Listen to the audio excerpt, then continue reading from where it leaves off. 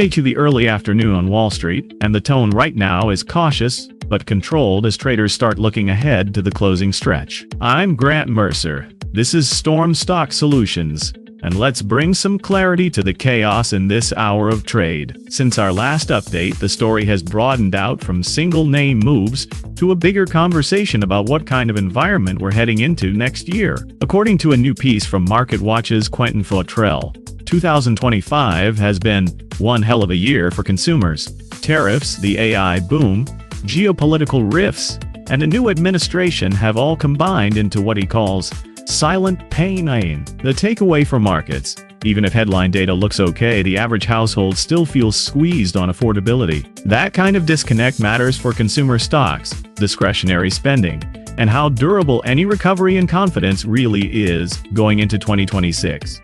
At the same time, another Fautrell piece highlights a family asking whether, after the Fed cut rates, their son should buy a $600,000 house. Yet they admit, we all have economic jitters. They're seeing layoffs and corporate belt-tightening even as policy is easing at the margin. That captures the current macro mood nicely. Lower rates on paper, but a nervous labor backdrop and very selective risk-taking. In markets, that tends to favor quality over speculation and keeps a close eye on housing, lenders, and anything tied to employment trends. On the equity side, the AI theme is still the fault line. Christine G's reporting shows how the AI surge has crushed some once steady tech names like FactSet and Gartner, which now sit on the S&P's laggards. The live debate on the street is whether those old guard data and research businesses are being permanently derated, or whether this is a classic overshoot where solid sticky models get left behind while the hot AI names hog the spotlight. Meanwhile, Oracle is emerging as an important under-the-radar story to watch.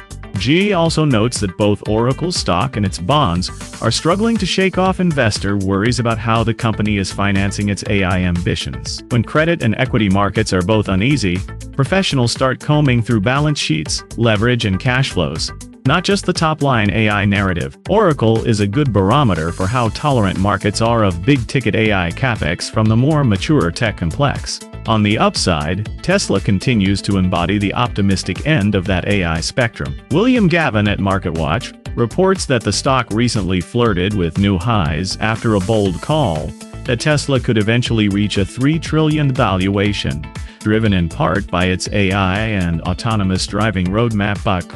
Shares have already cooled from the initial spike, which tells you there's still a tug-of-war between believers in that long-term AI story and investors who are wary of how much future success is already priced in. Balancing that enthusiasm is a bearish strategic call from BCA Research, highlighted by Jamie Chisholm, warning that the AI boom could turn to bust in 2026 as lofty valuations run into reality. That doesn't mean the theme disappears, but it does put a spotlight on concentration risk. A small cluster of megacap tech names is carrying a huge chunk of index performance. If sentiment shifts, that's where the air pocket could be. Layer in Isabel Wang's earlier warning that year-end could bring wild swings, thanks to a delayed jobs report, a key inflation reading, and thin holiday liquidity. And you've got a setup where these AI-heavy leaders and the consumer-sensitive names sit right at the crossroads of macro and positioning. Looking into the next hour, I'll be watching three things: